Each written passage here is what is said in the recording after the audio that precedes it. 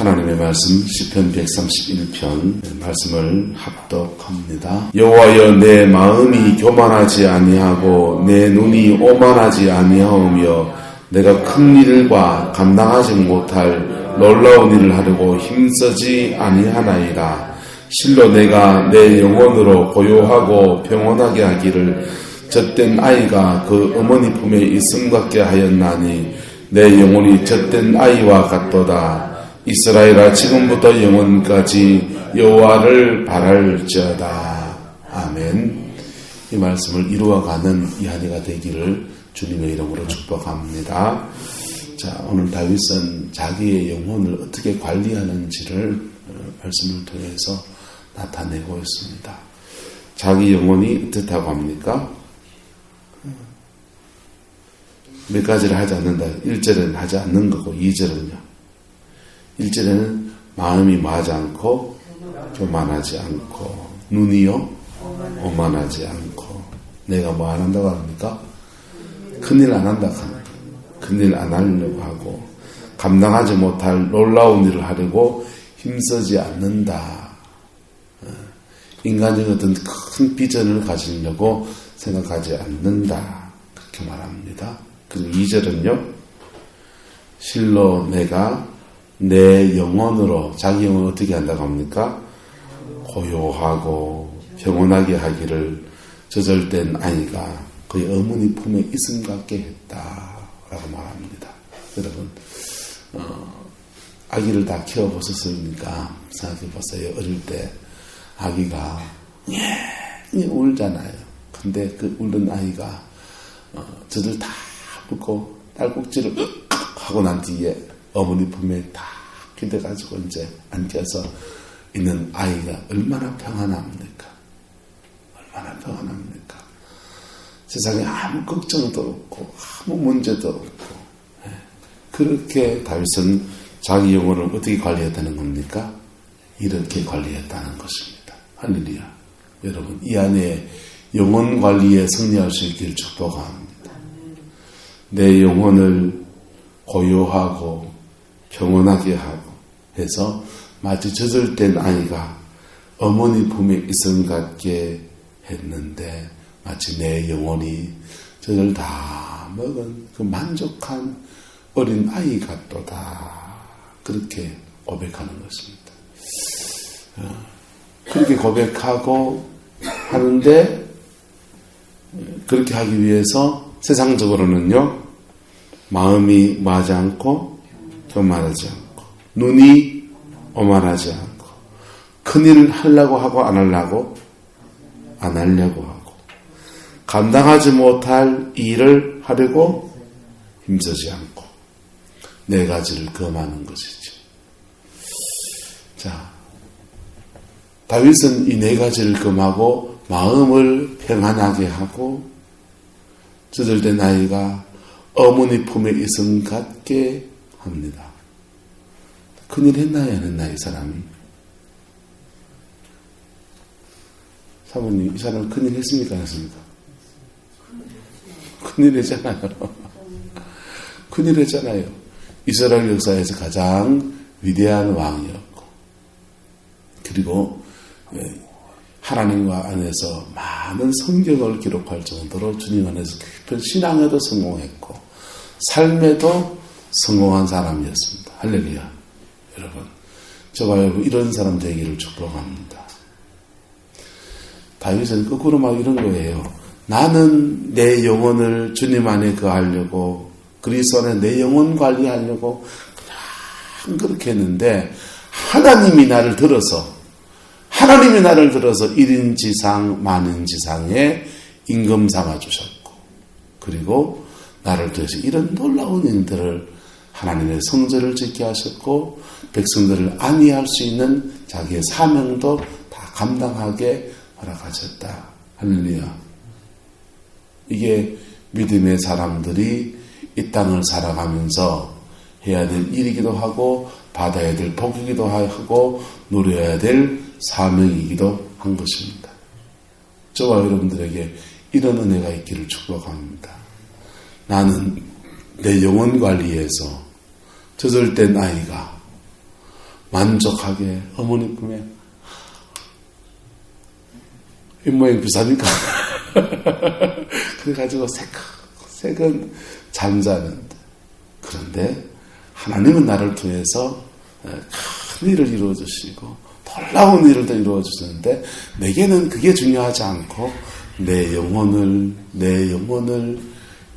관리하는데 인생을 드렸다. 할렐루야. 이런 은혜가 저와 여러분에게 있기를 축복합니다. 태산 같은 문제가 있어도 내 영혼 관리하지 못하면 아무것도 아닌 거예요.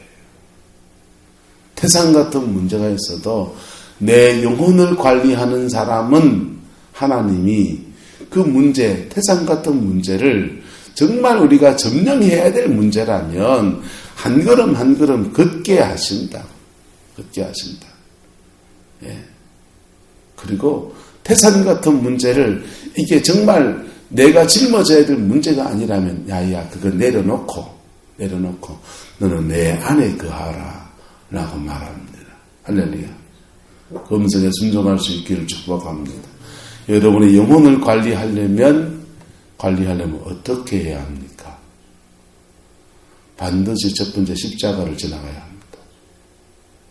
다른 사람한테 죄 준 거 가지고서 내 영혼이 평안이 아니고 성령이 준 평안이 아니고 자기 스스로 편안을 추구하는 거예요. 그러면서 기도 생활을 하신다고요? 그것은 종교적인 어떤 만족을 얻으려고 하는 것이지 진정한 주님의 평강 안에 들어갈 수 있는 건 아니에요. 첫 번째 이 영혼의 관리가 되려면 첫 번째 죄 문제가 해결돼야 됩니다. 할렐루야. 네. 십자가로 여러분의 죄 문제가 상처의 문제가 해결되어지기를 주님의 이름으로 축복합니다. 없는 사람은 없어요. 네. 누군들 죄를 벗어날 수 있습니까? 네. 누군들 죄를 벗어날 수 있습니까? 그때마다 자기의 죄와 상처를 날마다 십자가 앞에서 정리하고 씻고 깨끗하게 해서 내 영혼이 깨끗한 것입니다. 할렐루야. 옆 사람 얘기합시다. 너희 집에 쓰레기통 없나? 그러면 돼요. 너희 집에 쓰레기 없나? 여러분 쓰레기 없는 집 있습니까? 없어요. 다 쓰레기 있어요. 예. 쓰레기, 화장지, 휴지 같은 쓰레기도 있고, 똥 닦는 똥종이 쓰레기도 있고요. 음식물, 냄새나는 음식물 쓰레기도 있어요. 근데 깨끗한 집은 그 쓰레기가 어디 있습니까? 쓰레기통에 정리한 겁니다. 할렐루야. 저와 여러분 안에 니네 없이 죄 없는 사람은 없고, 상처 없는 사람은 없고, 문제 없는 사람은 없어요. 근데 그것을 날마다 내 영혼의 쓰레기통에 주님이 허락하신 십자가의 은총 아래 날마다 정리하며 살아가는 겁니다. 할렐루야. 자, 이렇게 거듭난 사람은 사죄, 용서와 함께 성령이 임하셔서 우리 영혼 속에 뭐가 옵니까? 평안이 옵니다. 평안이 옵니다. 그 다음부터는요. 그 다음부터 이 말씀을 지키며 살아야 돼요. 하나님으로부터 죄사함 받고 성령이 임하셔서 우리 영혼의 평안이 오고 나면 그 다음은요. 기도해야 평안이 옵니까? 기도하면 평안을 지키는 데 도움이 돼요. 그런데요. 1절입니다. 마음이 뭐하지 않고 교만하지 않고 눈이요 오만하지 않고 내가 큰 일과 감당하지 못할 놀라운 일을 하려고 힘쓴다, 힘 안 쓴다? 힘쓰지 않는다. 그냥 나는 주님 안에 세상 것 놓고 주님 안에 거하겠다. 이 마음 가져간다. 그런데 그렇게 내 영혼을 지키는데 중점을 두고 살았더니 하나님은 그를 이 세상에 그것이 필요하다 안 필요하다? 물질도 필요합니까 안 필요합니까? 자녀의 축복도 필요합니까? 안 필요합니까? 필요하잖아요. 필요한 것들을 하나님은 그에게 필요한 대로 안겨주시더라. 할렐루야. 이 은혜가 저와 여러분의 있길 축복합니다. 서울에 있을 때에 목사로 있을 때 한 분 울산에서 사업을 하다가 사업이 쫄딱 망한 거예요. 사업이 한참 잘 나갈 때는 울산의 온상공단에 정유시설 거기에 시설 브랜드 공사를 참 많이 하셨던 분이고 사업이 잘 나갔을 때는 자기 딸이 사격 선수예요. 사격 선수 하니까 한국 사격연맹 회장 이런 거 하고 이제 딸 후원 조직 만들어서 막 그렇게 왕성한 사회적 활동도 하시는 분이었습니다. 그런데 신앙생활은 그냥 부인 따라서 교회 한 번씩 왔다 갔다 하시는 분이었어요. 그런데요, 그만 IMF 직격탄을 맞은 거예요. 그래가지고 사업이 쫄딱 망한 거. 다 망하고 사업 다 정리하고 나니까 진짜 살 집도 없고, 살 집도 없고, 이제는 정말 사회적인 명성도 하나도 없는 거. 그래서 마음이 너무 상하고 힘들고 하니까 감림산 기도원에, 양산의 감림산 기도원에 들어가가지고 거기서 이제 기도하면서 몇 달을 보냈습니다. 몇 달을 기도하며 보내고 난 뒤에 기도하고 나와도 살 집도 없고 대책이 없으니까 내외가 이제 서울에 올라가는데 서울에 딸이 이제 태릉 선수촌 앞에 아파트를 조그마한 아파트를 얻어가지고 거기서 사격 선수로서 이제 활동을 하고 있으니까 시집 안 간 딸 집에 이제 두 어른이 이제 얹혀 사는 거예요. 마음이 편할까요? 괴로울까요? 마음이 안 편한 거죠.